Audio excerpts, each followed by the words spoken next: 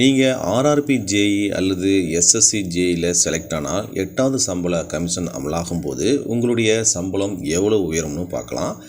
இப்போ வந்திருக்கிற புதிய டிஏ அப்டேட் மற்றும் 8வது சம்பள கமிஷன் பற்றிய எல்லா விஷயத்தையும் தெரிஞ்சுக்கலாம் இந்த வீடியோக்குள்ளே போகிறதுக்கு முன்னாடி சேனலை நீங்கள் இது வரைக்கும் சப்ஸ்கிரைப் பண்ணாமல் பார்த்தீங்கன்னா மறக்காமல் சப்ஸ்கிரைப் பட்டனை ப்ரெஸ் பண்ணிட்டு பக்கத்தில் இருக்கிற பெல் பட்டனையும் தட்டி விட்ருங்க. மத்திய அரசு ஊழியரோட சம்பளத்தில் வெறும் அடிப்படை சம்பளம் மட்டும் இல்லை, இதெல்லாம் சேர்ந்துருக்கும். என்னென்னு பார்த்தீங்கன்னா அடிப்படை சம்பளத்தோட அகவிலைப்படி, அதாவது விலைவாசி உயர்வுக்கு ஏற்ப 6 மாதங்களுக்கு ஒரு முறை மாறும். அடுத்ததாக வீட்டு வாடகைப்படி நகரத்தின் தரத்தை பொறுத்து இது மாறும். பயணப்படி பயண செலவுக்காக இது கொடுக்கப்படுகிறது. அடுத்ததாக சிறப்பு படிகள், ஸ்பெஷல் அலவன்ஸ் சொல்லுவாங்க. சில இடங்கள் அல்லது சூழ்நிலையை பொறுத்து இது கிடைக்கும். ஸோ டிஏ அகவிலைப்படியில் புதிய அப்டேட் என்னென்னு பார்த்தீங்கன்னா, மத்திய அரசு ஊழியர்களுக்கான அகவிலைப்படி சமீபத்தில் 3% உயர்த்தப்பட்டுள்ளது. முன்னதாக 55% இருந்த இந்த டிஏ இப்போது 58% உயர்ந்துள்ளது. இது ஜூலை 1, 2025 முதல் அமலுக்கு வந்துள்ளது. அதாவது இப்போதைய சம்பளத்தில் இந்த டிஏ உயர்வு சேர்க்கப்பட்டு வரும். உதாரணமாக ஒரு ஊழியரின் அடிப்படை சம்பளம் 35,400 இருந்தால் புதிய டிஏவில் அவருக்கு 1062 ரூபாய் கூடுதலாக கிடைக்கும்.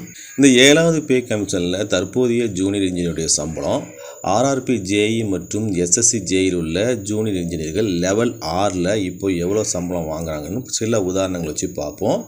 அதாவது ஆர்ஆர்பி ஜேஇ பயிற்சிக்கு பின் பார்த்திங்கன்னா அடிப்படை சம்பளம் 35,400 ரூபாய். அலவன்ஸுகள், அதாவது டிஏ, ஹெச்ஆர்ஏ, டி இதெல்லாம் சேர்த்து மொத்த சம்பளம் சுமார் 51,642.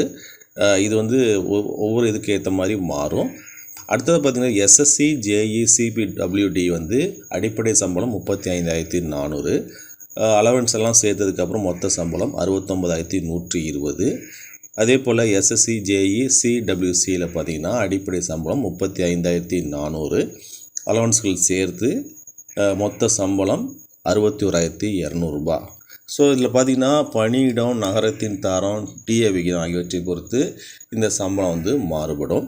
8வது சம்பள கமிஷனில் என்ன தாக்கம் இருக்கும் அப்படின்னு பார்த்தீங்கன்னா, 8வது சம்பள கமிஷன் அமலானால் ஜூனியர் இன்ஜினியர்களின் சம்பளம், அதாவது லெவல் 6ல் உள்ள ஜூனியர் இன்ஜினியர்களின் சம்பளம் எப்படி மாறும் அப்படிங்கிற ஒரு கணிப்பை பார்ப்போம். 8வது சம்பள கமிஷனுக்கு மத்திய அரசு ஜனவரி 2025 ஒப்புதல் கொடுத்து விட்டது.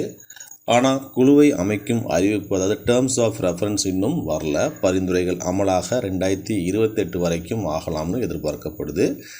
7வது சம்பள கமிஷனில் லெவல் 1க்கான குறைந்தபட்ச அடிப்படை சம்பளம்னு பார்த்தீங்கன்னா 18,000 இருந்தது.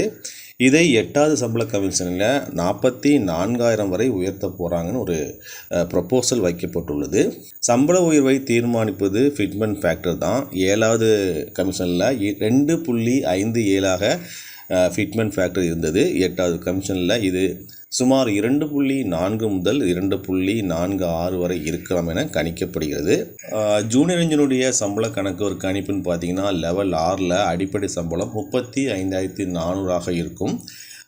8வது சம்பள கமிஷனில் ஃபிட்மெண்ட் ஃபேக்டரை உதாரணமாக 2.46 வச்சு பார்த்தோம்னா, இது அடிப்படை சம்பளத்துடன் மட்டுமே பெருக்குவாங்க. ஸோ சம்பள பகுதின்னு பார்த்திங்கன்னா புதிய அடிப்படை சம்பளம் கணக்கீடு, அதாவது கணக்கீடு 35,400 × 2.46 வைக்கும்போது அவருடைய புதிய அடிப்படை சம்பளம் 87,184 மாறும். அகவிலைப்படி 0லிருந்து ஆரம்பிக்கப்படும். ஸோ வீட்டு வாடகைப்படி ஹெச்ஆர்ஏ இது 27%, சிட்டிக்குன்னு வச்சுப்போம். ஸோ 87,184ல் 27%, 23,540. ஸோ மொத்த சம்பளம், அதாவது பேசிக் பே ப்ளஸ் ஹெச்ஆர்ஏ, இதில் டிஏ சேர்க்கப்படவில்லை, சுமார் 1,05,970 ரூபாய் அவர் பெறுவார். 8வது சம்பள கமிஷன் ஃபிட்மெண்ட் ஃபேக்டர் 2.46 அமல்படுத்தப்பட்டால் ஒரு ஜூனியர் இன்ஜினியருடைய சம்பளம் 1,00,000 ரூபாயை தாண்டி உயரும்னு எதிர்பார்க்கப்படுது. நீங்கள் கனவு காண்கிற ஆர்ஆர்பி ஜேஇ எஸ்எஸ்சி ஜேஇயில் செலக்ட் ஆனால் இந்த சம்பளம் உங்கள் அக்கௌண்ட்டுக்கு வரும். இதுவே உங்களுக்கு ஒரு பெரிய ஊக்கமாக இருக்கும்.